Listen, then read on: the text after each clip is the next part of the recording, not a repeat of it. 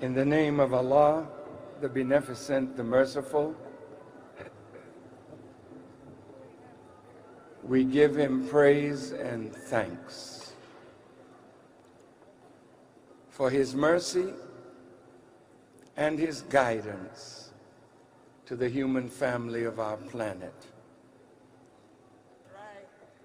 I greet all of you, my dear brothers and sisters, with the greeting words of peace. We say it in the Arabic language, Assalamu alaikum.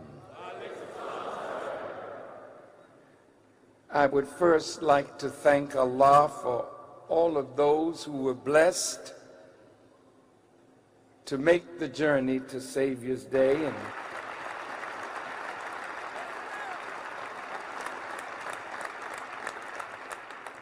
today we want to look at 2012 and see what is in the prophecies for the world, for America, and for black and oppressed people throughout the world. The Quran says to Allah's Messenger Muhammad, "O Messenger, deliver the message. If you do it not, you have not delivered the message. But if you do it, surely I will protect you from men." There's a degree of danger attached to telling the truth to those who have been deceived by lies and falsehood. There's a degree of danger that every prophet had to meet in a world ruled by Satan.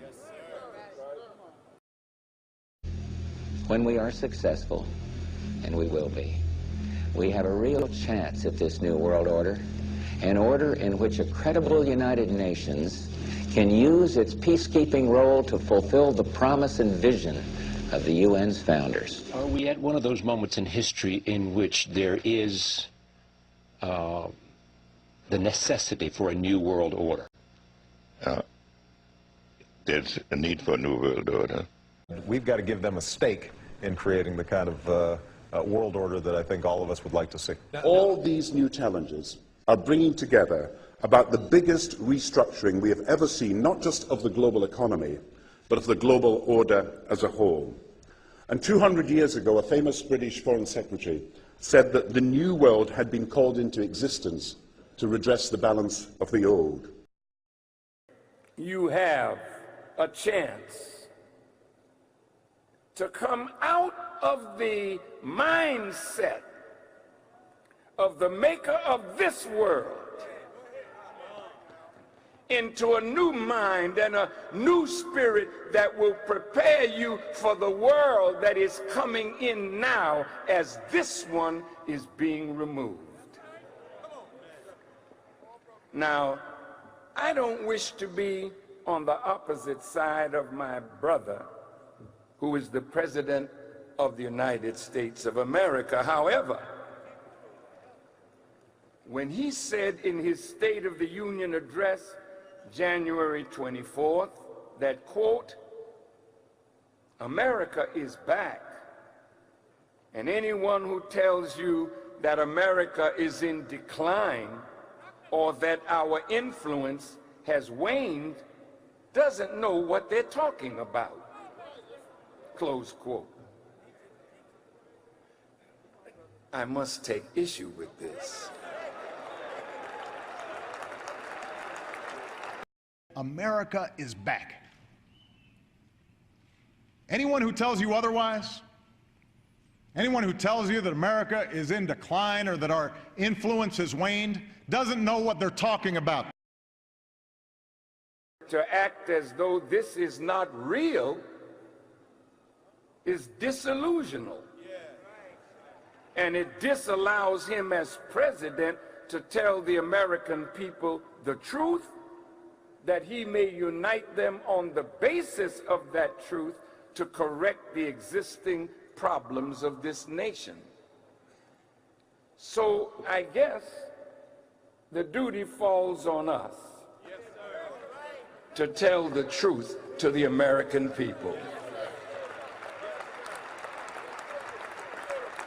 So with deep respect for our president and for the great nation that I and we are blessed to live in, I have to point out the prophet's predictions and how America is fulfilling them and is indeed not only in a decline, but in a great and steady fall from which she does not seem to have the ability to stop. There's a very small window of opportunity for America.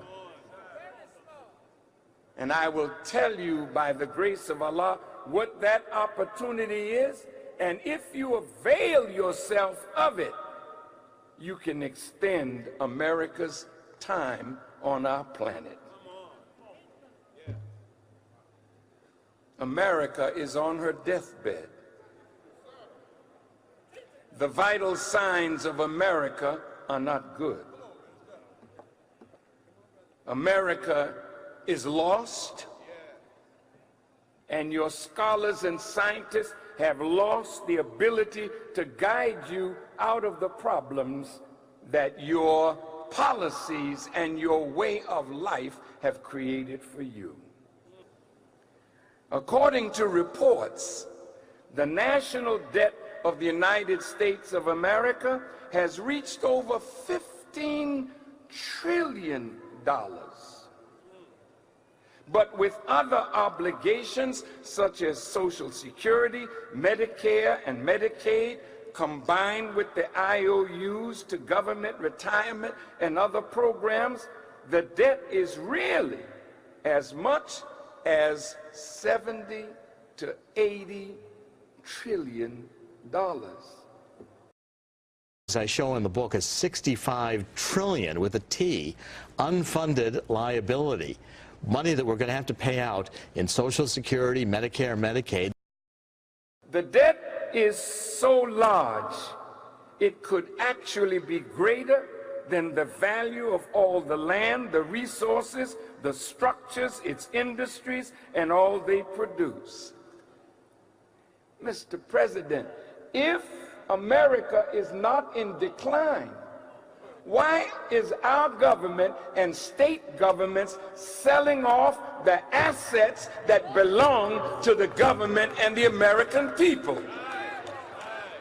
We're selling bridges, toll roads, seaports.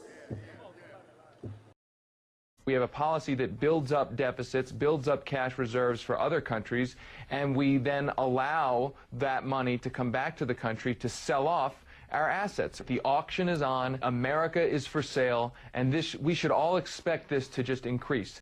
With oil a record $80+ a barrel, Middle Eastern governments are flush with cash and they're spending.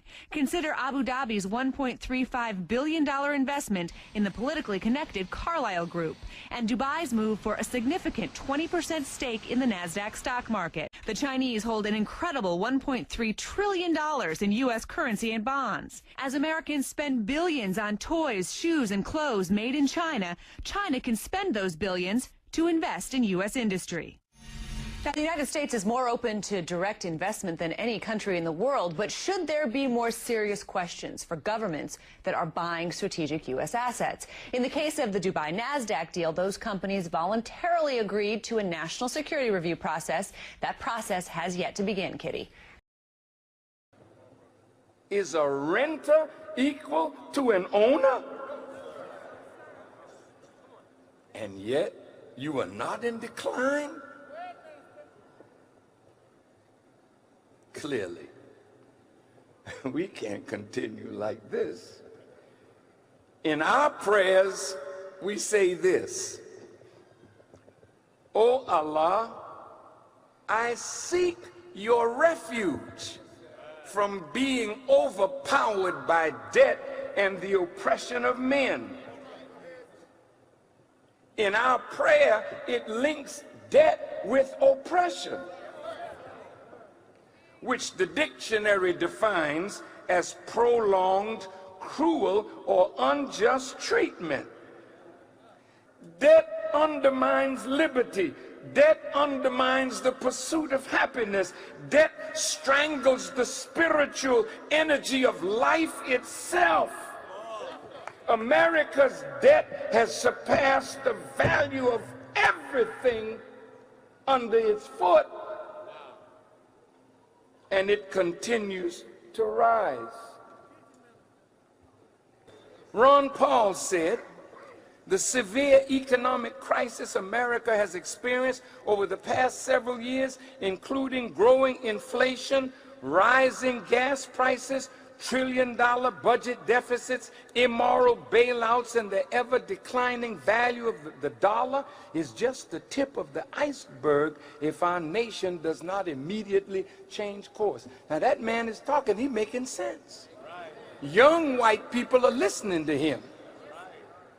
The Federal Reserve, have you heard of them? They're now cooking the books to hide the reality from the American people and to forestall its financial collapse. What should be the proper relationship between a chairman of the Fed and a president of the United States? Well, first of all, the Federal Reserve is an independent agency, and that means basically that there is no other agency of government which can overrule actions that we take. That's a covenant with death. And right now, America's dying because you violated the Constitution of the United States when you allowed the Federal Reserve to start printing money, which was supposed to be done by Congress.